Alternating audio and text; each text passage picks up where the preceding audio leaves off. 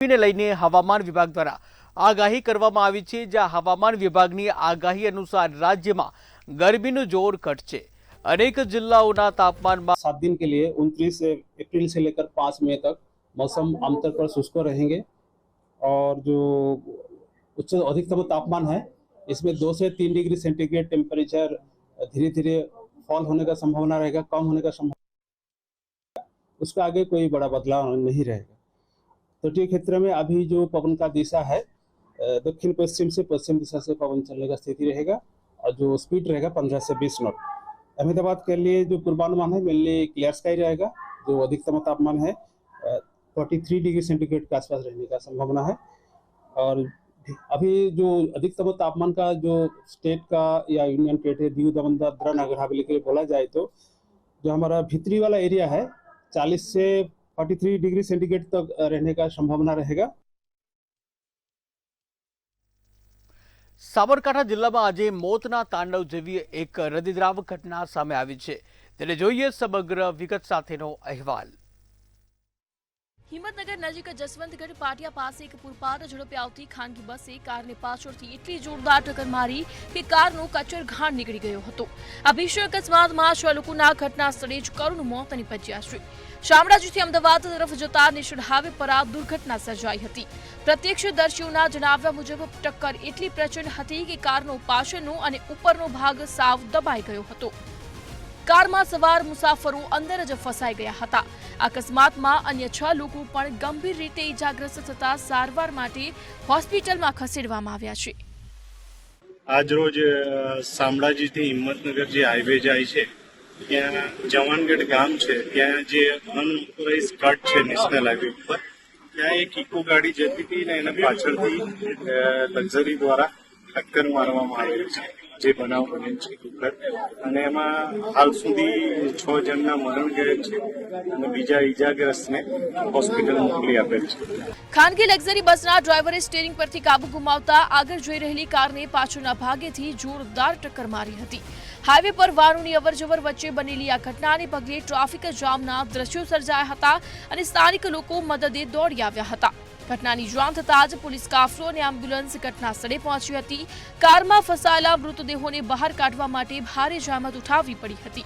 પોલીસે અકસ્માતનો ગુનો નોંધી વધુ તપાસ શરૂ કરી છે, જ્યારે હાઈવે પર સતત વધતા અકસ્માતોએ ફરી એકવાર વાહન ચાલકોની સુરક્ષા સામે સવાલો ઊભા કર્યા છે। દીપક સિંહ, મંતવ્ય ન્યૂઝ, સાબરકાંઠા।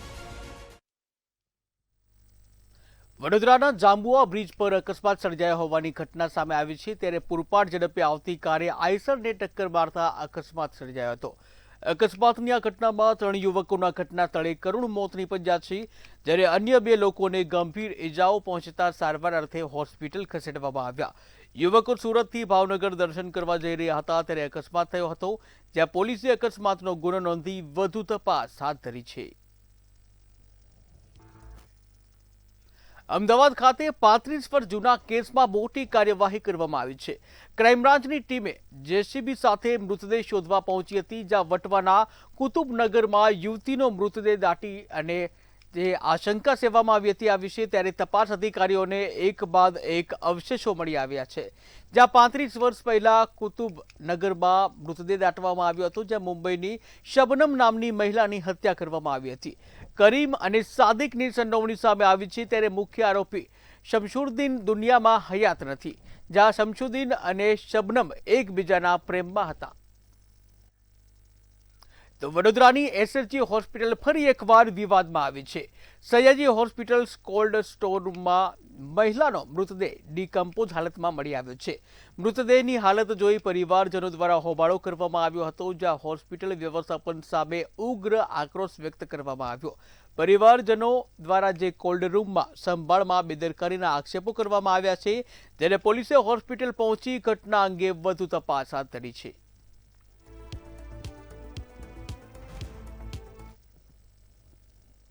બંધ થયેલા યુનિટની અંદર રાખેલી બોડીને બાજુમાં જે યુનિટ ચાલુ હતું એમાં શિફ્ટ કરવા માટેની તજવીજ ધરવામાં આવી હતી। એના કારણે જે સગાઓનો પહેલો આક્ષેપ છે કે બોડી બદલાઈ ગઈ કે એક જગ્યાએથી બીજી જગ્યાએ કેમ ગઈ, તો અમે બોડી બગડે નહીં અને જે યુનિટમાં મૂકવામાં આવી હતી એ યુનિટ બગડી ગયું હતું એટલે અમે બોડીને શિફ્ટ કરેલ। બેદરકારી નથી, કોઈ જાતની બેદરકારી નથી. કોઈ દર્દી રંજનબેનના સગા ડેડ બોડી મૂકી ગયેલા હતા. તેમને કોઈ પ્રશ્ન ઉપસ્થિત હતા. તે લોકો સવારમાં આવી અને 8 વાગે અમારા સર્વન્ટ જગદીશભાઈને મારવા માંડ્યા. ત્યારબાદ મારા બે રેસિડન્ટ છે, ડોક્ટર શ્યામ અને ડોક્ટર ગૌતમ, તેઓને જોડે હાથાપાઈ કરી તેમને મારી નિમ્ન શર્ટ પાડી નાખી. 9 વાગ્યાના આસપાસ હું ડ્યુટી પર આવે ત્યારે આ ડોક્ટર જવાબદાર છે એવું કરીને મને બગડી મારી જોડે. અમદાવાદ શહેરમાં અસામાજિક તત્વોનો આતંક સતત વધી રહ્યો છે, ત્યારે હીરાવાડી વિસ્તારમાં ઓફિસમાં બેઠેલા એક યુવાન પર લાકડીઓ વડે હુમલો કરવામાં આવ્યો હતો. હુમલાખોરોએ ઓફિસમાં તોડફોડ પણ કરી હોવાનું સામે આવ્યું છે. ત્યારે યુવકને તો વાવ-થરાદ વિસ્તારમાં આવેલા લાખણી તાલુકાના ઘોણસોલ ગામે મોડી રાત્રે હત્યાની ગંભીર ઘટના સામે આવી છે. મળતી માહિતી મુજબ ભત્રીજાએ પોતાના કાકા શ્રવણ ઠાકોરની લાકડીના ઘા મારી અને હત્યા કરી હોવાનું સામે આવ્યું છે. ત્યારે આગથળા પોલીસ તાત્કાલિક ઘટનાસ્થળે પહોંચી હતી અને તપાસ હાથ ધરી છે, જ્યાં મૃતદેહને પોસ્ટમોર્ટમ માટે ખસેડવામાં આવ્યો છે અને પોલીસે આરોપી સામે ગુનો નોંધી આગળની કાર્યવાહી શરૂ કરી છે.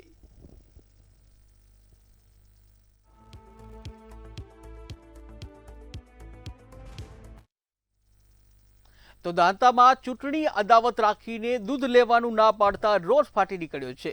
પાતળિયા દૂધ મંડળી દ્વારા ખેડૂતોનું દૂધ લેવાની ના પાડવામાં આવી છે. ત્યારે કાંસા રાજીપુરાના ખેડૂતો 25 વર્ષથી દૂધ ભરાવતા છતાં અટકાવાયા હતા. ત્યારે સરપંચ અને દૂધ મંડળીના મંત્રી સામે ખેડૂતોએ રોષ વ્યક્ત કર્યો હતો, જ્યાં ખેડૂતોએ દૂધના કેરબા સાથે પોલીસ સ્ટેશન પહોંચી વિરોધ નોંધાવ્યો હતો. જ્યાં 60%થી વધુ વોટ ભાજપને મળ્યા હોવા છતાં દૂધ ન લેવાનો ખેડૂતોએ આક્ષેપ કર્યો છે. જે ચૂંટણી થઈ એમાં અમે કોસા ગામના લોકોએ અમારા પાતળિયા ગામને જે વતની પેલા કલાજી ઠાકોર હતા એમને અમે બીજેપીમાં કોસા ગામ વતી 60% મતદાન આપ્યા. કોંગ્રેસવાળાનો પ્લસમાં છે 40%. એને અદાલત રાખી અમારું દૂધ આજની તારીખમાં લેવામાં આવતું નથી. પાતળિયાના સરપંચશ્રી, દૂધ મંડળીના મંત્રીશ્રી અમારા લોકોને, આદિવાસી લોકોને ના પાડી છે.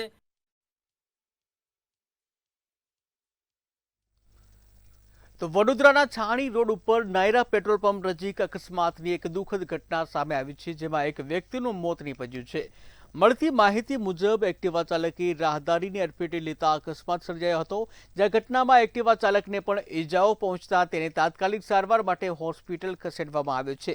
પોલીસે મૃતદેહને પોસ્ટમોર્ટમ માટે હોસ્પિટલ મોકલી આગળની કાર્યવાહી હાથ ધરી છે. જ્યાં અકસ્માત કયા સંજોગોમાં સર્જાયો તે અંગે પોલીસે વધુ તપાસ શરૂ કરી છે. અટલાદરામાં 31 વર્ષીય યુવાનના મોત મામલે પોલીસ સામે ગંભીર આક્ષેપો ઉઠ્યા છે. માધવનગરમાં રહેતા દિલીપ વસાવા ઝોમેટોમાં નોકરી કરતા હતા અને તેમના મોતને મામલે પરિવારજનોએ ગંભીર આક્ષેપો કર્યા છે. પરિવારના કહેવા મુજબ અટલાદરા પોલીસ સ્ટેશનના 3 જેટલા કર્મચારીઓએ દિલીપભાઈને જાહેરમાં ઢોરમાર માર્યો હતો અને આ ઘટનાથી દિલીપભાઈ ડિપ્રેશનમાં આવી ગયા હતા અને પોતાના મકાનની અગાસી ઉપરથી છલાંગ લગાવી જીવનનો અંત લાવ્યા હતા. ત્યારે પરિવારજનોએ વડોદરા પોલીસ ભવન ખાતે અરજી આપી સંડોવાયેલા પોલીસ કર્મીઓને સસ્પેન્ડ કરવાની માંગ સાથે ન્યાયની અપીલ કરી છે.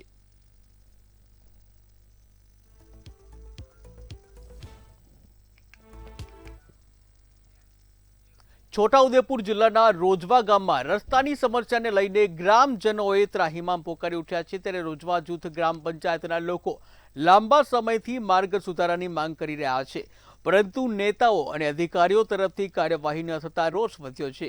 પરિણામે ગ્રામજનોએ ચૂંટણીનો બહિષ્કાર કર્યો અને 611 મતદારોમાંથી એક પણ મત નોંધાયો ન હતો. ત્યારે ચૂંટણી પહેલા માર્ગના કામ માટે લેખિત બાહેંધરી ન મળતા આ નિર્ણય લેવાયો હતો. જ્યારે આજે ગ્રામજનોએ જિલ્લા કલેક્ટર કચેરીએ પહોંચી ફરી રજૂઆત કરી અને તાત્કાલિક સમસ્યા ઉકેલવાની માંગ ઉઠાવી છે.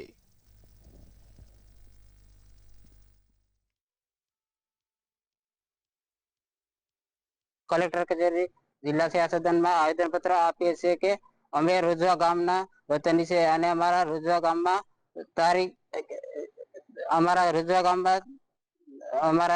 રોડ રસ્તા અને પાણીની બેઝિક સમસ્યા છે અને પાયાના કામો કર્યા નથી. અને જ્યારે પણ કોઈ નેતા, સાંસદ કે વિધાનસભાના સભ્ય કોઈ બિલ નેતા હોય છે, જ્યારે ચૂંટણી હોય ત્યારે જ અમારા ગામમાં આવતા હોય છે અને એમને અમે સવાલ કર્યા કે અમારા ગામમાં કેમ કામ નથી થયા, તો રસ્તાને પેલા 20-25 વર્ષ પહેલા બંધ હતા, એને રિપેરિંગ નથી કરવામાં આવ્યા કે નથી નવા રોડ રસ્તા બનાવવામાં આવ્યા. આજુબાજુના ગામોમાં રસ્તાના કામો થયા છે. પટેલ ફળિયાના છે, ભીલ ફળિયાના અમે બધા ભેગા થઈને આવ્યા છે. અમારા ગામની સમસ્યા છે રોડની છે. રોડ અમારે 20-25 વર્ષ પહેલા થયું તો એના પછી અત્યારે કોઈ રિપેર નથી કર્યો કે નવું કામ બાંધકામમાં આવ્યું નથી અમારા ગામમાં. એટલા માટે અમે માંગ કરવા માટે કલેક્ટર ઓફિસે આવ્યા છે.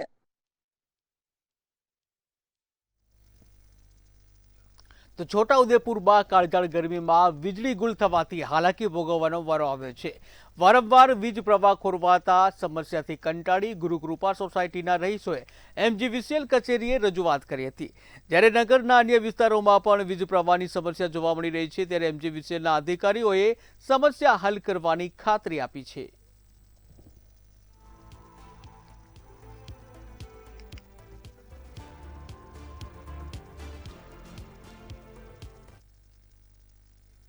અખિલ ભારતીય રાષ્ટ્રીય શૈક્ષિક મહાસંઘ દ્વારા મુખ્યમંત્રીને તાત્કાલિક નિર્ણય માટેની અપીલ કરવામાં આવી છે.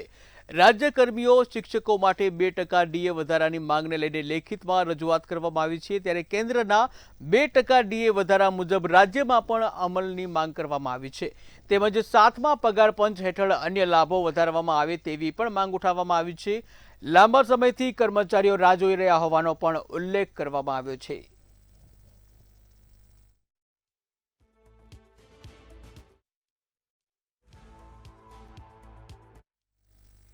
તો લુણાવાડાના દલવાઈ સાવલી વિસ્તારમાં સરકારી અનાજ દુકાનને લઈ ફરી એકવાર વિવાદ આવ્યો છે.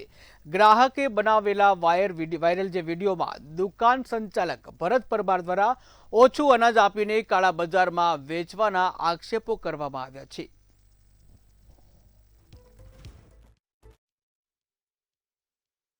પૂરો હાલતો નથી અને એકદમ ઓછો હાલે છે. જ્યારે પૂરો હાલતો હોય તો અમને કોઈ નીચું નથી, પણ જ્યારે અમે લીમોક ગયા તો ઉપરથી આટલું જ આવે છે અને એવું કહે છે કે કોઈથી બીતા નથી. માલ મળવા પાત્ર 65 કિલો છે. જે ક્યાં છે મારા જોડે, મારા મમ્મીનું છે અમારું, એવો મને 30 કિલો આપે છે. એકદમ કે આપે છે.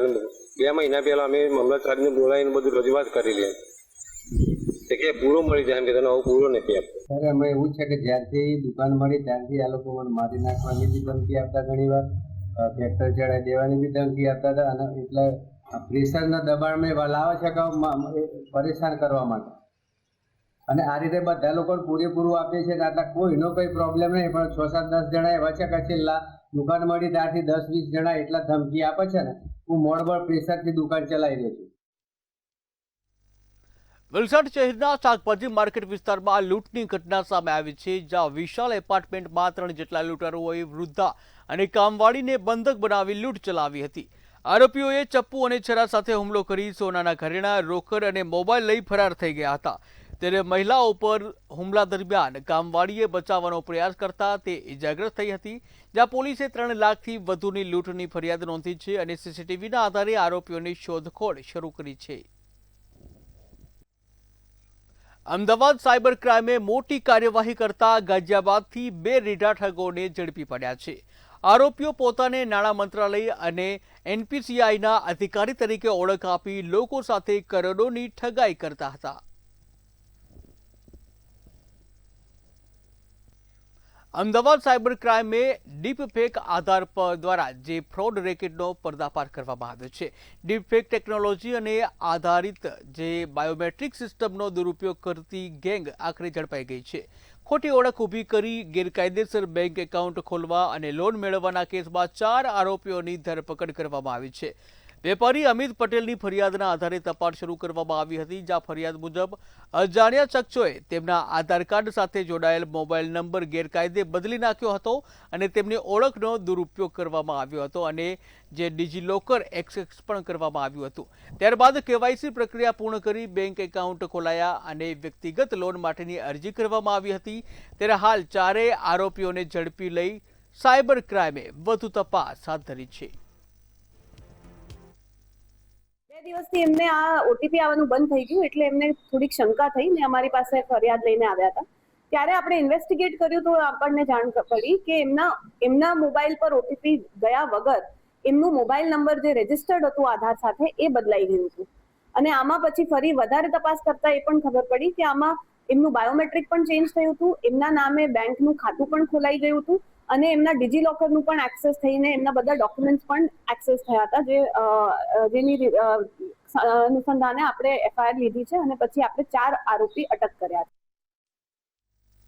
લોકશાહીના ઉત્સવ સમાન ચૂંટણી વચ્ચે મહેસાણામાં રાજકીય હરીફાઈ હિંસામાં ફેરવાઈ ગઈ હતી.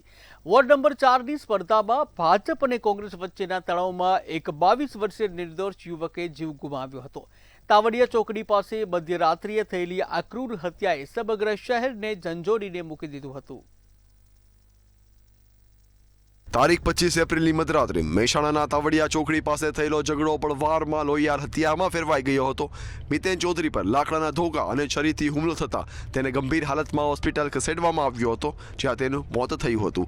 તપાસમાં સામે આવ્યું કે આ ઘટના પાછળ જૂની રાજકીય અદાવત અને મનપાની ચૂંટણીની હરીફાઈ હતી.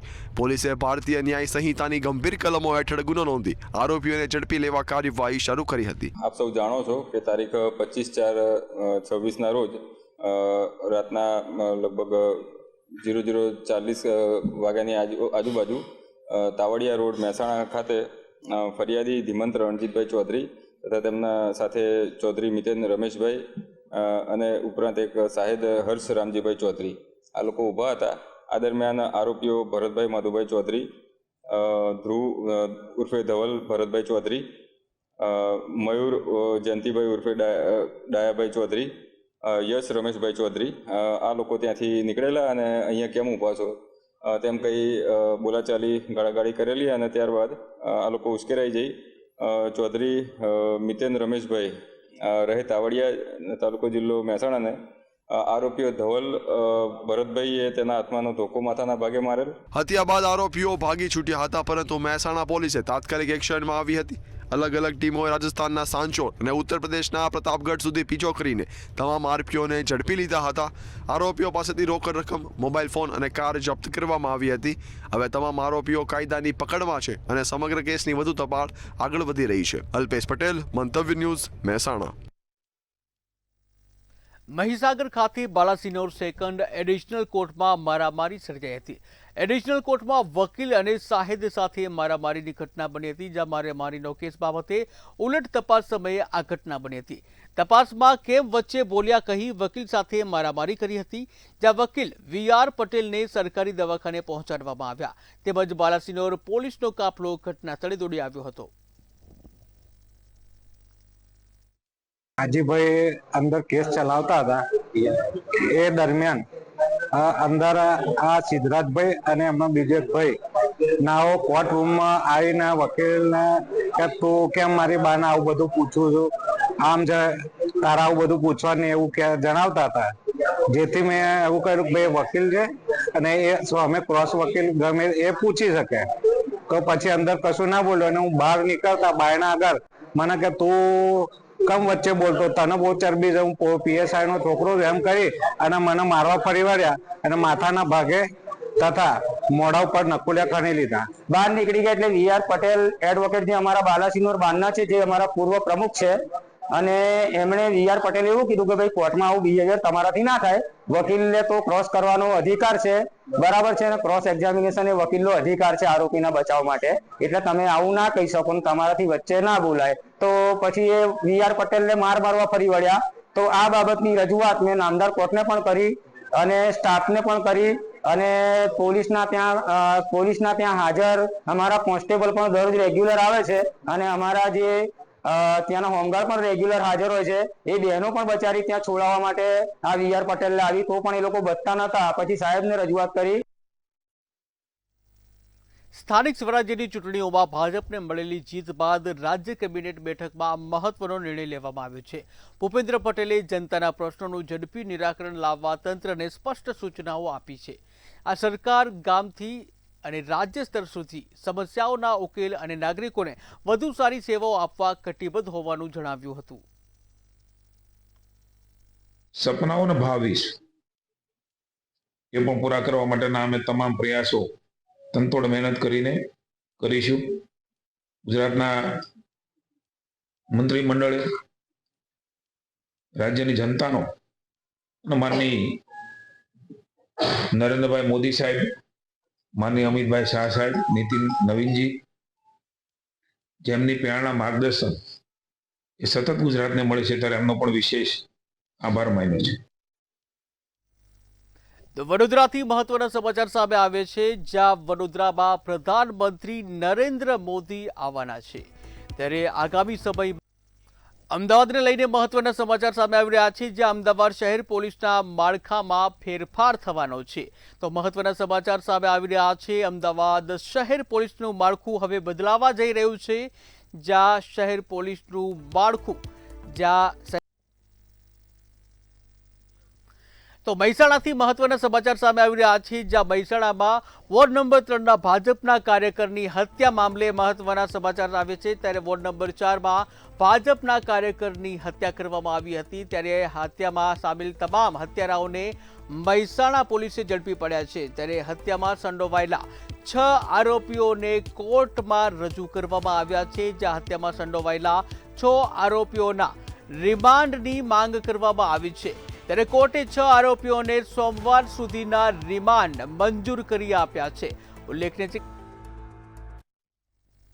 તો સાબરકાંઠાથી મહત્વના સમાચાર સામે આવી રહ્યા છે, જ્યાં સાબરકાંઠામાં આગ લાગી હોવાની એક ઘટના સામે આવી છે, ત્યારે સાબરકાંઠામાં વડાલીના બાબસર ગામે આગ લાગી હોવાની ઘટના સામે આવી છે, ત્યારે અચાનક જ ગેસ સિલિન્ડર બ્લાસ્ટ થતા ભીષણ આગ લાગી હોવાની ઘટના સામે આવી છે, જ્યાં મકાનમાં વિસ્ફોટથી ઘર વખરી અને સામાન છે બળીને ખાખ થઈ ગયો છે, ત્યારે પરિવારજનો હાજર ન હોવાથી મોટી જાનહાનિ ટળી હતી, જ્યાં ગેસ સિલિન્ડરમાં બ્લાસ્ટ થતા જ આગ લાગવાની આ ઘટના બની છે, ત્યારે ફાયર બ્રિગેડે તાત્કાલિક ઘટના સ્થળે પહોંચી આગ ઉપર કાબુ મેળવ્યો.